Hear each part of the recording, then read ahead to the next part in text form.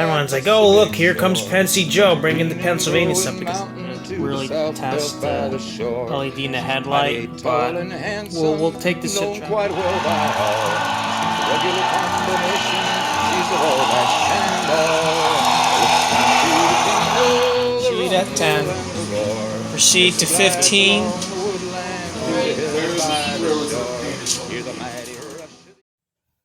Hey everybody, this is Pensy Joe back again for another layout update, and this time we are doing a redesign. As you can see, we're looking at the HL layout right now, and yeah, if you can tell already, there is no more helix. All you see is a very long wraparound of a siding for a yard. That's where trains can have all their freight parked and other stuff as well. As you can see, there are also clearance locomotives at certain points around the layout. I do plan to test more clearances and put some more in a later future video just to test more clearances. What you see on it's really hard to see. I know they're really small. The red area inside the little clearance for the Baldwin centipede is a center point indicator. So I've tested, some Baldwin centipedes going around certain curves, and I'll probably test some passenger cars as well as do some other clearance tests for when trains go around the curve, especially around the roundhouse, just to make sure everything should not hit anything. So that's one of the things that I wanted to bring up on with the update. Other than that, nothing else has really changed on the main layout. I'm pretty happy with the design of the main layout. I don't really see anything else that I really want to change. If you see that door that's highlighted in cyan blue near the back corner where the stairs pretty much meets the upper level of my house, there's plans to move that door and seal it up to the garage to access under the stairs. So there might be a change in the future where we'll see, a track spur go from the outer staging, well, not really a staging, but it's more like a staging yard track so that trains can be built and then ready to leave from Tennessee and go all the way to Pennsylvania.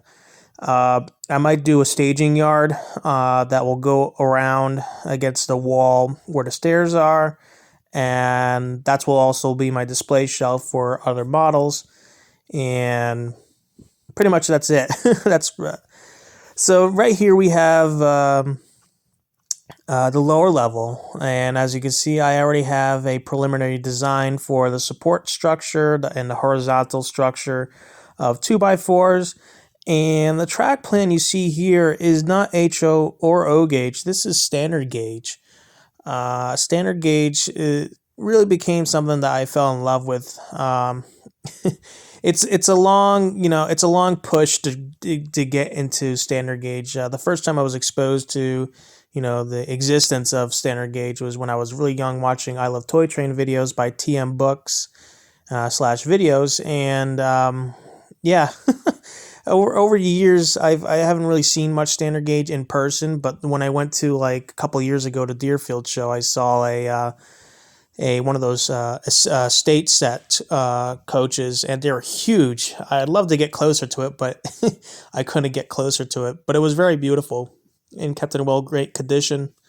So time went by again, and I got into standard gauge again, watching some standard gauge Model Association videos where people have made custom standard gauge stuff, and it's pretty cool stuff.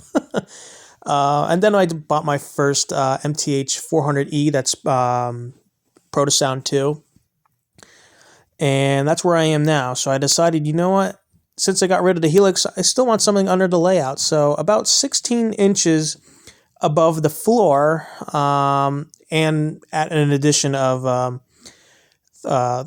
3/4 of an inch thick plywood board. That's a pretty thick board. Should be able to support anything.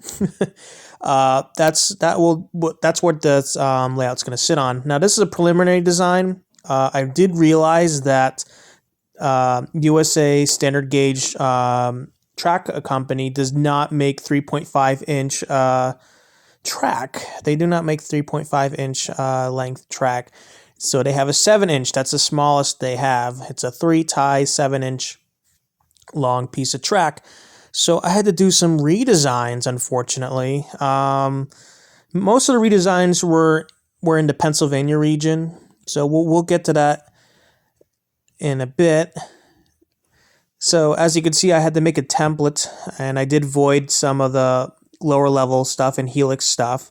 So all those void labels pretty much say, they're not in use anymore. I still have the layers there. They still exist in case I want to review something later on, or do like a progression video later on, just like, how my thought process went with designing the layout. As you can see, we got locomotive information on the top left. That's one of the new stuff right there. I did the Baldwin centipede, which is roughly just over a foot long. And then I did the T1, but then I realized that's the tender and the locomotive. So I will probably have to do some work around the locomotive itself, especially the Q2. I'm not so worried about the tenders as much, but yeah, there's a standard gauge 42-inch diameter circle and some switches. All right, so here's the recent design of the standard gauge layout. As you can see, there is the standard gauge turntable over in the bottom under the turntable for the HO layout.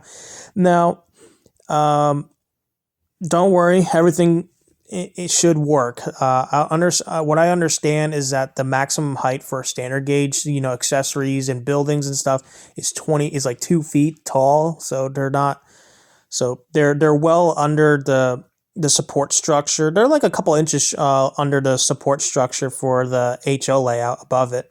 So there's so much stuff I could put under here.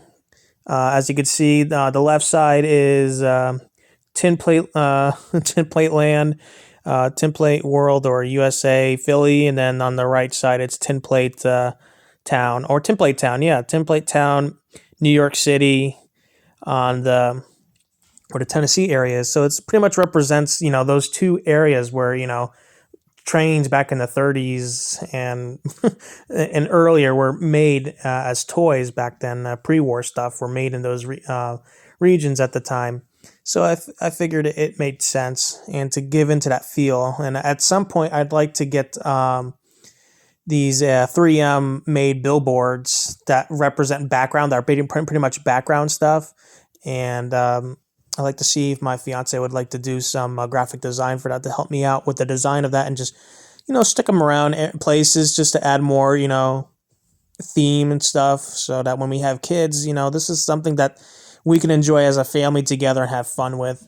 Of course, I forgot to mention that these are balloon loops.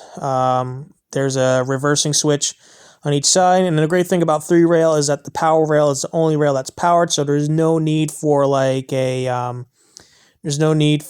relay or any of those reversing, machines to reverse the polarity in a certain region when a train goes through, so it doesn't short anything. I don't have to worry about that. I will need to figure out how I'm going to do the yard so that if I have locomotives parked in either the yards or sidings or in the roundhouse, they don't just move around when I'm using the control transformer. And I'm pretty sure I'm going to ask around, most likely, to get some help. Anywho, so this is what the side view of how the layout's going to be set up. 5'7" is pretty much an average height for a human being, especially male human beings, obviously. So as you can see, there's a lot of room for a head to stick over, so you don't have to be on a stool or anything. I could rest my arm on top of the benchwork for the HO layout, and I could be able to reach over without having to go up and over and limit my reach. My reach potential with my arms. Obviously, this is not representative of the layout in against a wall or something like that. It's pretty much represents each level of how things are going to work. Obviously, the lowest level, the standard gauge level is going to be 1 foot and 4 inches, and the tallest, as we discussed, is tallest structure for those stuff is 24 inches. Anyways, for anybody who's interested in getting switches, they're kind of hard to find right now, and people want like $200 used on eBay. MTH is actually making standard gauge switches again, surprising enough, which that's great. I'm glad that they're still making switches, and I'm glad they hear about this when I got my new light bulbs for my 400E. As you can see, both switches are available, and they should be coming October this year. So I already pre-ordered with Train World to get 5 of each. So if you're into standard gauge and you want to get some switches and you want to build like a floor layout or whatever you want to build, you know, just to dabble in, to have some fun, they're there.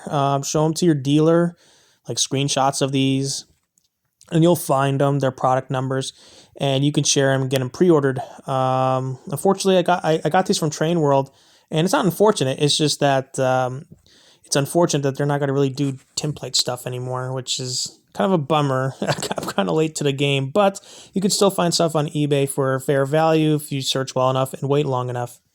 Anyways, that wraps up the video, and I hope you guys have a great day, and I hope you enjoyed this layout update. All right, this is Penchy Joe signing out.